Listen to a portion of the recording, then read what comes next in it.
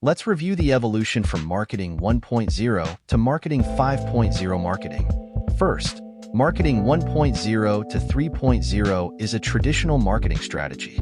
Marketing 1.0. Marketing was driven by products, product-driven. Marketers in this era were focused on selling what the companies thought was the best product. Marketing 2.0.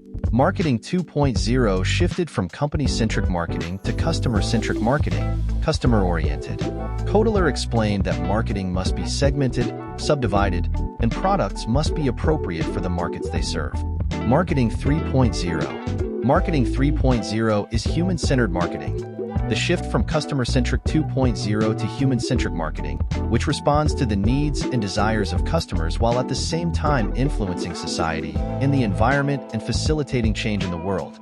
Marketing 4.0. Since Marketing 4.0, moving to digital, marketing has shifted to a digital strategy.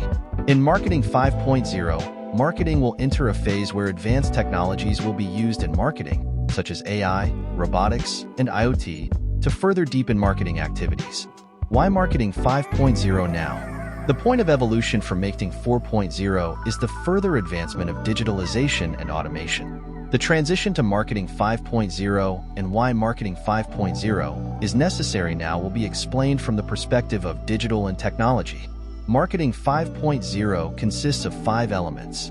The 2 elements shown in blue are referred to as the 2 disciplines, and the 3 elements shown in white are referred to as the 3 applications. Data-driven marketing, predictive marketing, contextual marketing, augmented marketing, agile marketing,